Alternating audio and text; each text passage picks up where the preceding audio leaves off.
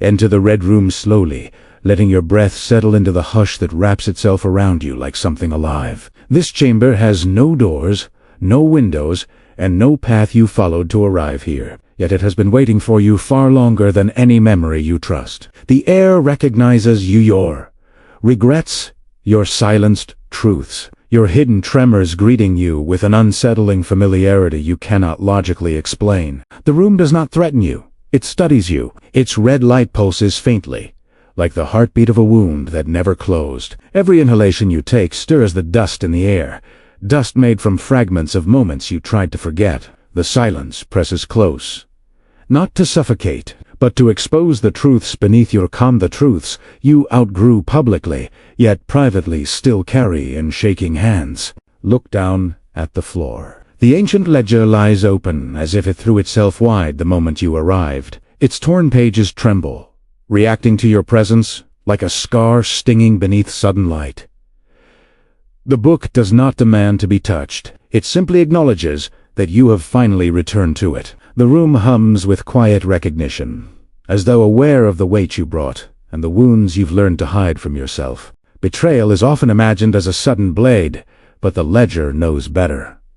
It knows betrayal begins long before the injury. It begins with silence, with compromise, with the small ways you teach yourself to endure what should never have been endured.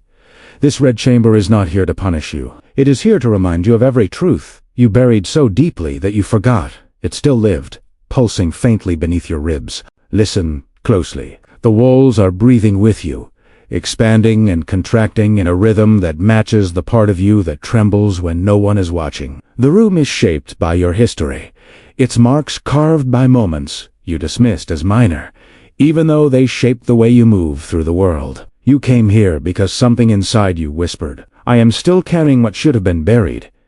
The ledger heard that whisper clearly. Now kneel beside the open book. Let the narrow beam of cold white light fall across your hands as you hover over the torn page.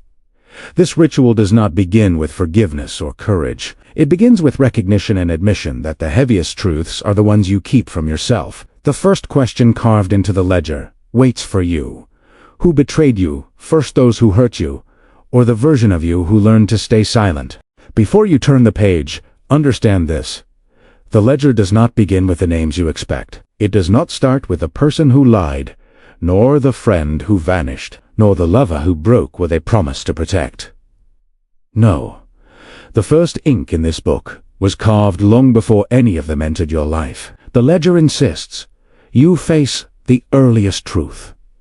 The story of betrayal begins with you. Do not recoil. This is not accusation.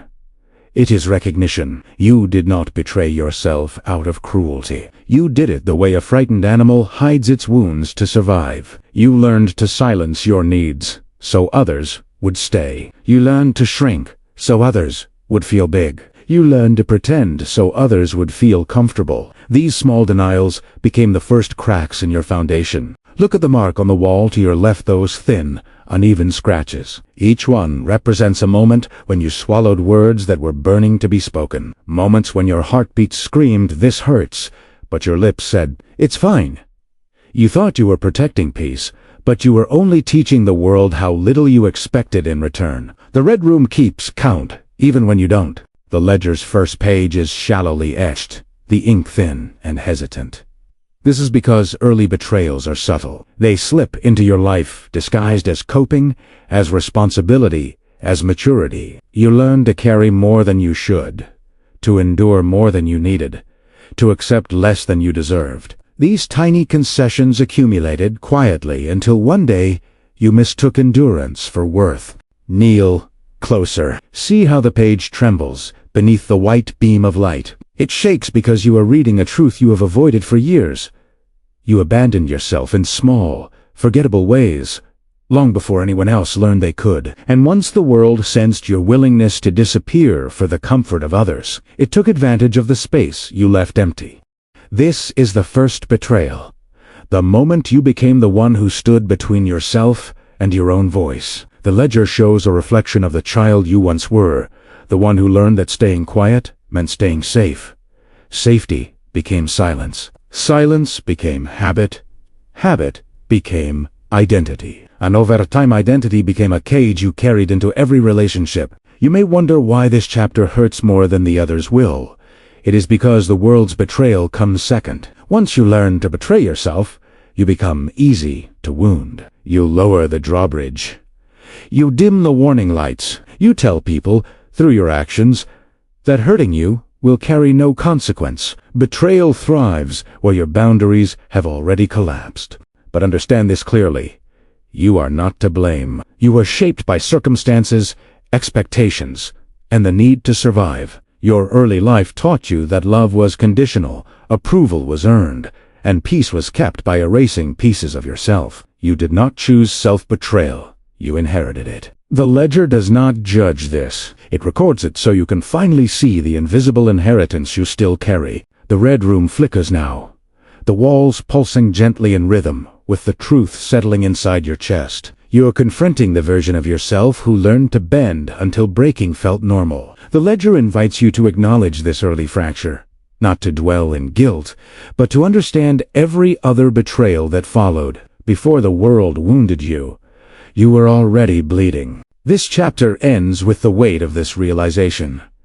If you had not abandoned yourself first, many of the betrayals you endured would have never found a way in. This is not condemnation. It is clarity. The first step toward healing is recognizing where the pattern began. When you are ready, turn deep. The next chapter reveals the wound that arrived wearing the face of trust. Not every betrayal announces itself. Some arrive softly, carrying the shape of comfort, wearing the tone of familiarity. You never notice their footsteps because they do not enter your life through doors. They slip through trust, through hope, through the fragile belief that someone finally sees you. These are the betrayals that cut the deepest because you never saw the knife until you were already bleeding. Look around the red room. A faint slit appears along the nearest wall, so thin it could be mistaken for a shadow. This represents the quiet betrayals, the ones you dismissed as misunderstandings or accidents. You told yourself they were harmless, yet every time you ignored them, the slit widened. The wound you refused to acknowledge became the wound that shaped you. The ledger turns its own page now, revealing ink spread so delicately it looks like a bruise. These are the betrayals delivered through half-truths, gentle omissions, and softened lies. Pain disguised as patience. Distance disguised as exhaustion. Cruelty disguised as concern. You believed these illusions because you wanted to, because the reality beneath them felt too heavy to face. Some knives do not pierce the skin. They pierce certainty. They pierce your sense of belonging. They pierce the small, fragile belief that you matter. The ledger shows a memory you tried to forget, the moment someone's affection turned cold without explanation. You looked inward for blame. You wondered what you did wrong. You didn't realize you were being wounded by silence, not steel. Quiet betrayals are the deadliest because they teach you to question your perception. You begin doubting every instinct, every intuition, every flicker of discomfort. You convince yourself you're imagining things, overreacting, being too sensitive. The ledger records these thoughts like confessions. Each one is a whisper of self-doubt, carved into your emotional spine. Step closer to the ledger. Do you feel the temperature drop? This is the moment you realized someone's loyalty was conditional, yet you clung to the illusion because it felt safer than accepting the truth. You excused their dismissiveness. You justified their inconsistency. You minimized your hurt. These small concessions were the price you paid to maintain a relationship already collapsing. The red room pulses again, and a thin blade of light cuts across the floor. This is the symbol of the knife. You never saw the betrayal delivered without warning, explanation, or reason. You weren't blindsided because you were naive. You were blindsided because you trusted. Trust creates the space where betrayal can hide. That is its oldest trick and its cruelest advantage. This chapter closes with one truth you must carry forward. Not all betrayals are violent.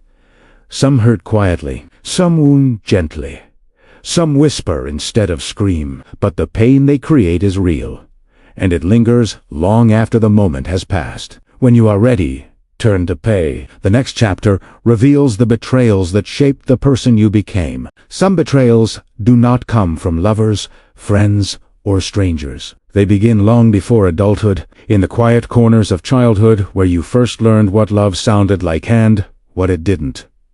The ledger opens, 2 pages stained darker here, because these injuries were absorbed before you had the language to understand them. They shaped you silently, carving expectations you still carry. The red room shifts. A faint echo ripples through its walls, like a memory knocking from the inside. These echoes represent the betrayals delivered by people who were supposed to protect you, dismissed your feelings, elders who silenced your voice, caregivers who taught you love through fear or inconsistency. You survived them, but you did not leave them behind. Look at the next mark on the wall, longer, deeper than the rest. This one symbolizes the moment someone you trusted ignored your pain. Perhaps they told you to toughen up, or that you were overreacting, or that your tears were inconvenient. That was the day you learned your emotions were burdens, not signals. This betrayal became a blueprint for every relationship that followed. Flip de page, see how the ink spreads outward like roots. These roots represent beliefs planted in you when you were too young to defend yourself. That love must be earned. That affection is conditional.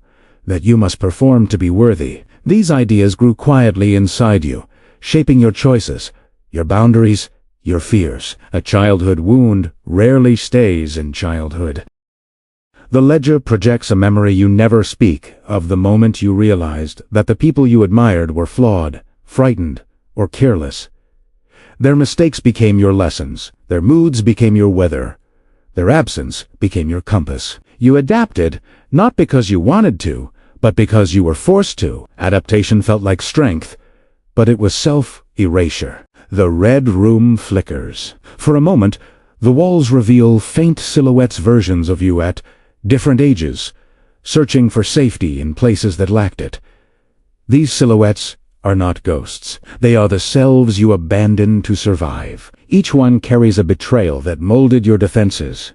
Distrust, perfectionism, people-pleasing, emotional numbness. You learn these traits as shields. Some betrayals came not from cruelty, but from neglect. A parent too overwhelmed to notice your needs. A caregiver too wounded to hold your hurt. A family that loved you, but only in the ways they understood a love that often missed your heart entirely. These incomplete affections left you half seen, half heard, half held. But half love shapes a whole person. Others came from peers' early friendships that mocked instead of comforted. Exclusion that taught you to stay small. Ridicule that taught you to dim yourself. You began editing your personality to fit places that were not made for you. This betrayal taught you the earliest form of self-abandonment, shrinking to remain desirable.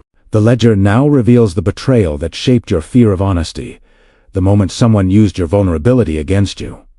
Perhaps you shared a truth, only to be mocked. Confessed a fear, only to be dismissed. Exposed a weakness, only to be exploited. This experience taught you that transparency is danger, and you've been protecting that lesson ever since. Another page, darker still. This one records the betrayal of promises broken by those who taught you to trust them. Adults who vowed stability but delivered chaos. Guardians who spoke of safety but offered fear. These contradictions form the core confusion you still feel today. Wanting closeness, yet expecting pain. The red room grows colder, acknowledging the weight of these inherited wounds. You did not choose these betrayals. They were given to you by people who were themselves broken, unhealed, or unaware. Yet their wounds became your architecture. Their failures became your fears. Their emotional absences became the blueprint for your relationships. This chapter ends with the heaviness of recognition. You are not shaped by the betrayals that hurt the loudest, but by the ones that happened quietly, repeatedly. Before you ever knew the word betrayal, these early wounds did not just affect you, they assembled you. When you are ready, turn to Pash. The ledger now shows the version of you that died along the way. There comes a moment in every life when a betrayal does more than wound you, it changes your shape entirely. It does not scar. It kills, not your body, but a version of you that once trusted freely. The ledger opens to a darker page now, its edges brittle, as if this memory burned itself into existence. This is the betrayal that ended who you were before you learned to fear being hurt. The red room dims, a colder shade of red settles over the walls, and for the first time, the light feels judgmental. That is because this chapter records not just pain, but transformation. You do not remember the exact second the old you died. No one ever does. It happens quietly. In a single breath a moment you tell yourself, I will never be the same after this. Look at the ledger's page. The ink here spreads like a shadow reaching for the edges, refusing to stay contained. This betrayal was not subtle or patient. It was an eruption, a breaking point. Someone crossed a line so deeply tied to your identity that when the wound formed, it cut through your innocence, your trust, your openness. You felt something inside you collapse. Perhaps it was the first time someone you loved lied to your face, or when the one person you believed would protect you walked away, or when loyalty you gave freely was repaid with indifference. Whatever the cause, the effect was the same. An internal funeral held in silence, with no mourners, except a part of you that tried to keep believing. The red room flickers, revealing a faint silhouette curled in the corner. The version of you that died that day. This is not a ghost. It is a nature, an echo of how freely you once offered your heart, how openly you once believed in people. That self did not survive the moment trust shattered. The ledger marks this loss without mercy. Some say heartbreak is poetic. The ledger disagrees. There is nothing poetic about the betrayal that kills a part of you. It feels sharp, messy, disorienting. It leaves you unable to breathe right, unable to think the same, unable to return to who you were. It rearranges your emotional bones, turning softness into vigilance and hope into caution. This betrayal taught you three things. First, that not everyone values what you give. Second, that loyalty does not guarantee protection. And third, that people are capable of doing harm even when they swear they never would. These truths carve themselves into you like commandments, shaping how you approach connection long after the memory faded. The ledger now reveals a truth you avoid. The version of you that died had no replacement. You did not become stronger immediately. You did not rise wiser. You simply became emptier for a hollow space, searching for new meaning. The death of a self is quiet, but its absence echoes for years. Even now, you still feel the outline of who you used to be. But something else happened. Too, once a part of you dies, another part awakens. Not always brighter, not always kinder, but sharper. You learned to read intentions faster. You learned to protect your heart more fiercely. You learned that betrayal can destroy you, but it can also reveal the strength you didn't know you carried. This chapter ends with a truth. The ledger whispers constantly. You cannot resurrect who you once were, but you can honor their passing. That innocent version of you lived without armor, without doubt, without suspicion. They were not weak, they were pure. And purity is fragile. When you turn the page, you will explore the patterns born from this losta, betrayals you unknowingly repeat. Some betrayals do not come from others. They come from you repeating the same wound in different shapes. The ledger opens to a page, covered in circles, drawn over and over until the ink bleeds through. This is the chapter of patterns. The quiet truth that what hurts you most is often what feels most familiar. You do not seek the pain, but you recognize its rhythm, and part of you answers. The red room pulses softly, revealing a faint loop of light on the floor, a track worn by footsteps that never learned a new direction. This loop symbolizes the choices you keep, making the relationships you chase, the boundaries you abandon, the red flags you translate into hope. You repeat these cycles not out of weakness, but out of emotional memory. Patterns form because they once kept you alive. The ledger shows the first time you tolerated disrespect, the first time you stayed silent to avoid conflict, the first time someone's inconsistency felt normal. These moments taught your mind that chaos is home, uncertainty is familiar, and love must be earned. And what is familiar feels safe, even when it hurts. Look closely at the next page. The handwriting shifts, frantic and unstable. This represents the desperation you feel when trying to make someone stay. Even when TV's shown they won't. You bend, you adapt, you compromise, believing that if you can just be good enough, the cycle will break. But cycles don't break under pressure. They break under awareness.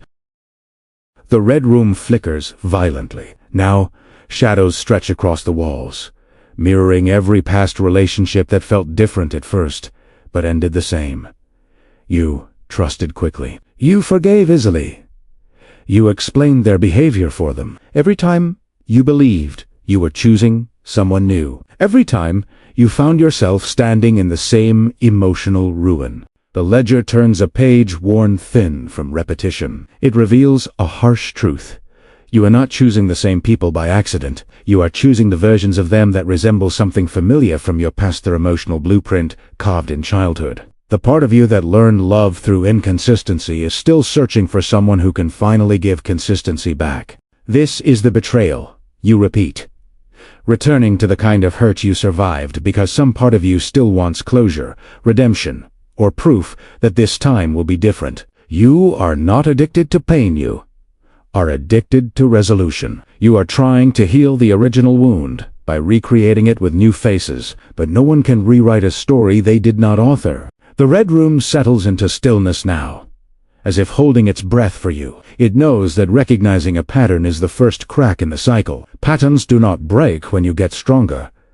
They break when you stop confusing familiarity with destiny. When you stop mistaking emotional memory for intuition. When you stop letting your past choose for you. Truth. The wound you repeat is asking to be felt, not reenacted. When you turn the page, the ledger reveals the betrayals you swallowed, the ones that poisoned you quietly, without leaving visible scars. What you repeat loudly began with what you endured silently. Not every betrayal screams. Some slip down your throat quietly, disguised as maturity, patience, or not making things worse. The ledger opens to a page stained by softness ink, blurred as if dissolved by unshed tears. These are the betrayals you swallowed whole, convincing yourself they were too small to matter, too trivial to confront, too subtle to bleed. Yet they poisoned you slowly. The red room dims. A hush settles over it, thicker than silence. It knows this chapter holds the moments you dismissed while they were splitting you apart. The time someone minimized your feelings. The apology you never received. The disrespect you brushed off. You told yourself, it's fine, but your body remembered every fragment. Swallowed betrayals do not disappear, they ferment. Look at the ledger's page. The ink here pools at the bottom, heavy and unmoving, like sediment at the bottom of a forgotten glass. This represents the weight of everything you kept inside. The arguments you avoided, the truths you softened, the boundaries you never voiced. You thought silence was strength, but silence was simply where the wound learned to grow unchecked. The red room flickers slightly, revealing thin red threads stretching across the walls, each thread a moment. You ignored your hurt to preserve a relationship. You believed you were being understanding. You believed you were being patient. But what you were truly doing was betraying yourself in advance, sacrificing your comfort so someone else didn't have to confront their actions. The ledger now reveals the harsh truth.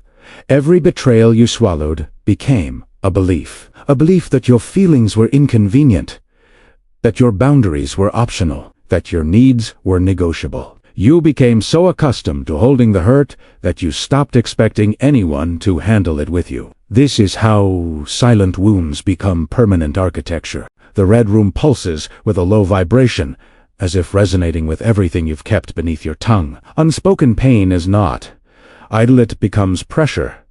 It becomes tension. It becomes the tightness you feel when you say it's nothing but your chest knows otherwise. Swallowed betrayal is the quietest form of self-destruction, and the most socially rewarded. This chapter ends with a truth you've long avoided.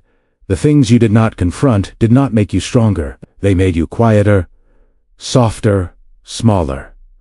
When you turn the page, the ledger will show the betrayal you cannot forgive, not because it was the worst, but because you felt it break something inside you that silence could no longer hide. There is always one betrayal that refuses to fade. It hangs in your memory like a shard of glass, small enough to ignore, sharp enough to wound you whenever life brushes against it. The ledger opens to a page torn at the edges, as if something clawed its way out. This is the betrayal you revisit in silence.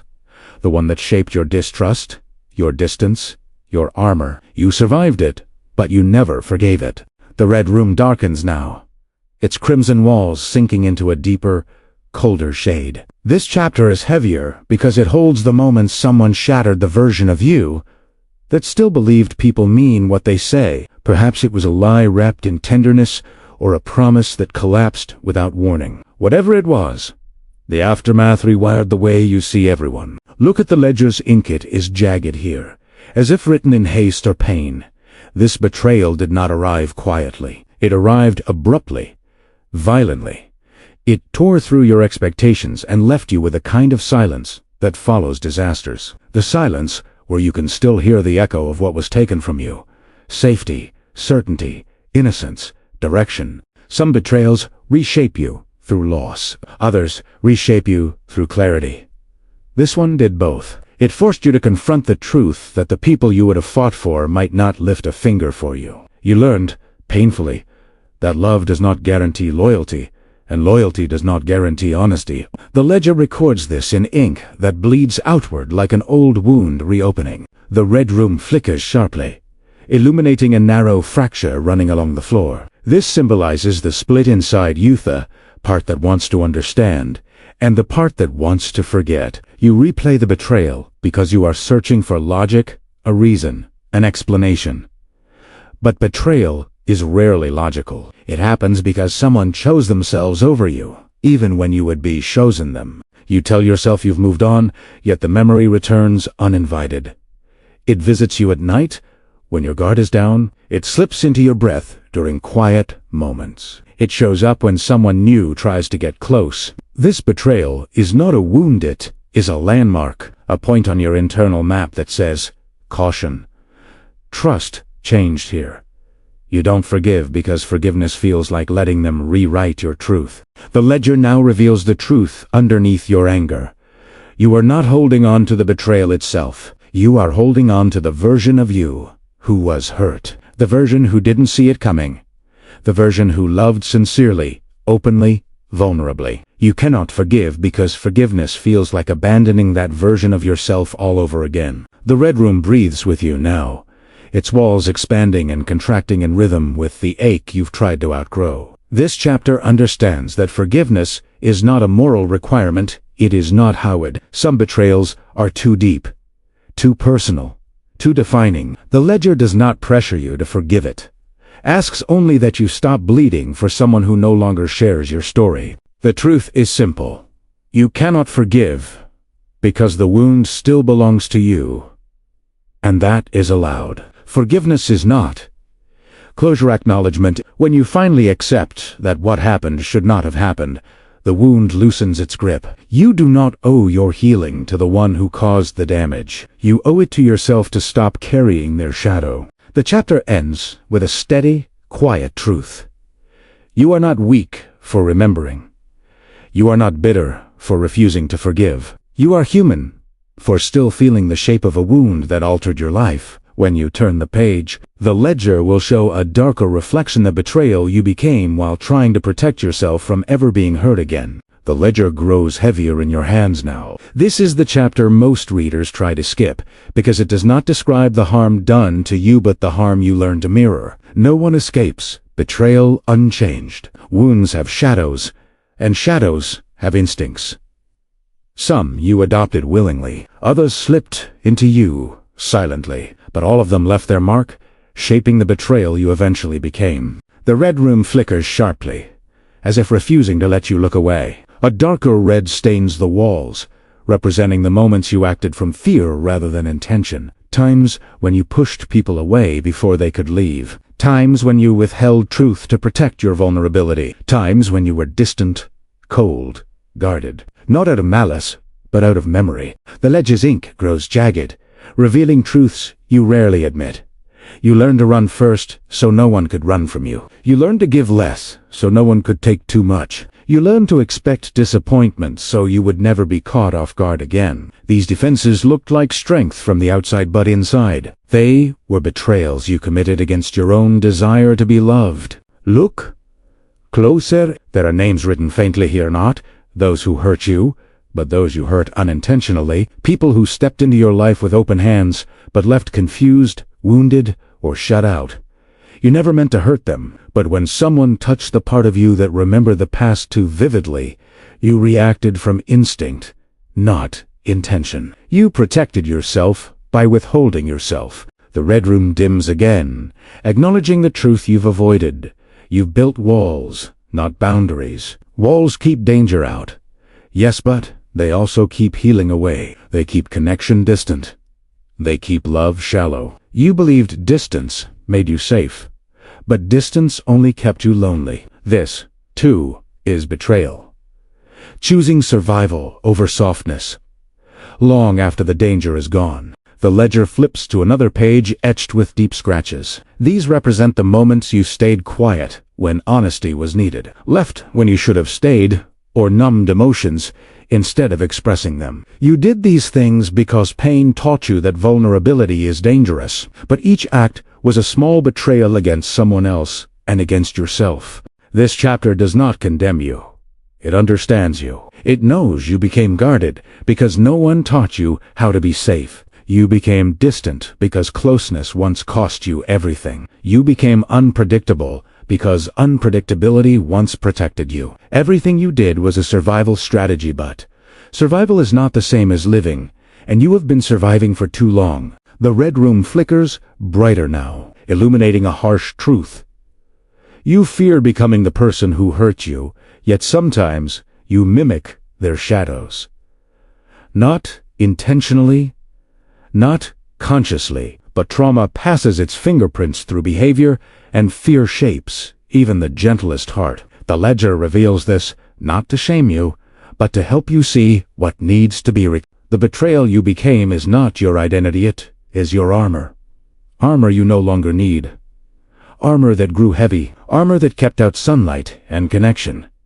You are not the betrayal. You are the person shaped around it, and just as armor can be removed, so can the habits that once protected you, but now keep you from everything you want. This chapter closes with a quiet truth. You are not defined by the harm you endured, or the harm you echoed. You are defined by what you choose next. When you turn the page, the ledger reveals the ghosts that formed after trust died, the silent companions that follow you into every new chapter of your life. When trust dies, it does not leave quietly. It leaves a hollow space inside you, a vacancy where safety once lived. The ledger turns to a page, so pale, it looks drained of life. This is the chapter of ghosts, silent presences that follow you into every relationship, every conversation, every moment you try to open your heart again. These ghosts are not memories, they are consequences. The red room changes shape now. The walls ripple as if something unseen is moving behind them. These shifting shadows represent the doubts that arrived after your trust was broken. You do not choose these shadows, they choose you. They whisper questions into your ear. Are they lying? Will they leave? What are they hiding? Even when nothing is wrong, the ghosts insist something is. Look down. 3 faint outlines form on the floor. The ghost of doubt. The ghost of hypervigilance. The ghost of distance. They rise whenever someone gets close. They shape your reactions, your decisions, your fears. These ghosts were born from wounds that were never given closure. They exist because trust, once broken, becomes a watchtower you never asked to build. The ledger reveals how these ghosts speak through you. Doubt makes you read between lines that were never written. Hypervigilance makes you detect danger in harmless gestures. Distance convinces you that leaving early will hurt less than being left. None of these are choices. Each one is a defense. Each one is a remnant of the version of you who once trusted too deeply. The red room flickers with cold light, illuminating dust suspended in the air. This dust symbolizes the expectations you carry from past betrayals, that people will repeat what was done before, that history will return wearing a new face. that consistency is temporary and affection is conditional. These beliefs cling to you like spectral fingerprints. They feel inherited rather than learned. The ledger's ink grows faint here, acknowledging a difficult truth. After betrayal, you begin to test people without realizing it. You pull back to see if they follow. You go quiet to see if they notice. You expect them to disappear because someone once did, and your nervous system has not forgotten. These tests are not malice. They are ghosts asking, "Is it safe yet?" But ghosts do not fade through avoidance. They fade when acknowledged. When you say, "This fear is from the past, not the present." When you separate the actions of one person from the intentions of another. When you realize the ghosts are echoes, not warnings. The ledger does not blame you for carrying them. It simply shows you where they came from. This chapter ends with a quiet knowing. Trust does not restore itself. It is rebuilt slowly, gently, with patience. And the ghosts do not disappear all at once. They dissolve in fragments each time you choose presence over fear. When you turn the page, the ledger reveals the hardest truth of all, the final reckoning, the last page you've been avoiding. The red room stills completely as the ledger opens to its final page. There are no scratches on the walls here, no shifting light, no echoes. This stillness is intentional. This is where the book stops recording external wounds and turns its gaze inward toward the truth you have avoided since you entered. The final page is nearly blank, as if waiting for something only you can write. Feel the room tighten around you. The silence is different, no longer heavy, but expectant. The ledger reveals that the final betrayal is not what someone did to you, but what you did to your own future. Every time you chose comfort over growth, fear over possibility, silence over expression, you closed a door meant for the person you were becoming. These betrayals accumulate quietly. The pale page trembles under the white beam of light. This is where the ledger confronts the decisions you made because pain made them feel necessary, the opportunities you walked away from, the risks you avoided, the relationships you sabotaged, the dreams you dimmed because someone once convinced you they were unrealistic. These choices were not failures. They were symptoms. The red room flickers once, revealing a faint outline of a path stretching beyond the walls. This symbolizes the version of your life that could have existed if betrayal had not shaped you. Not a fantasy, just a direction you stepped away from. The ledger does not show this to punish you. It shows it so you can finally mourn the futures you lost, without ever noticing they were leaving. On the final page, one sentence appears in ink that slowly darkens as you watch. You deserved more than what you settled for. This truth strikes harder than any betrayal others inflicted. It exposes how deeply the past controlled your choices, but it also reveals something else, a possibility that the person you are now can make different ones. This chapter ends with the turning of an unwritten page, a page intentionally left blank. It belongs to you. The ledger has shown you your origins, your patterns, your ghosts, your wounds, your echoes, but it will not write your future. That is not its purpose. When you close the book, the red room will release you. What you do after that is the first decision in your unwritten chapter. The red room softens for the first time since you arrived. The crimson light fades into a quieter, deeper shade, less like a wound, more like a bruise finally beginning to heal. The ledger opens on a page that seems to exhale. This chapter is not about forgetting what happened to you, nor forgiving the ones who caused it. Release is not absolution. It is reclamation, taking back the space your pain occupied. The ledger reveals a truth often misunderstood. Release does not begin with letting go of others. It begins with letting go of the versions of yourself shaped by survival, the version who feared abandonment, the version who swallowed hurt, the version who learned to blame themselves for every wound. Release means acknowledging that these selves were temporary shelters, not permanent homes. The red room flickers, and faint outlines of keys appear suspended in the air. Each key represents a belief you once needed but no longer serve. I must earn love. I shouldn't speak up. I can handle it alone. My needs are too much.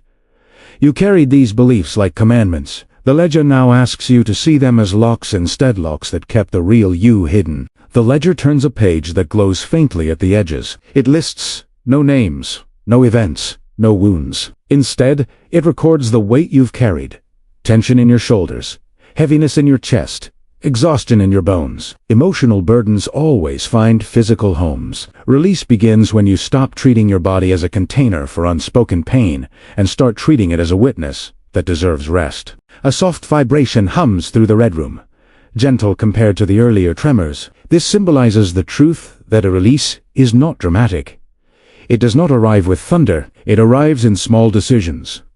Telling the truth instead of staying silent, trusting someone a little more than your fear would like, choosing rest instead of resilience, letting yourself feel what you once avoided. Release is built slowly. Look at the ledger now. The ink shifts, forming a simple sentence. You can leave the story that hurt you, not by erasing it, not by rewriting it, but by stepping out of its shadow. Release is the act of returning your identity to your own hands. It is choosing to no longer let the actions of others dictate how you love, trust, or move through the world.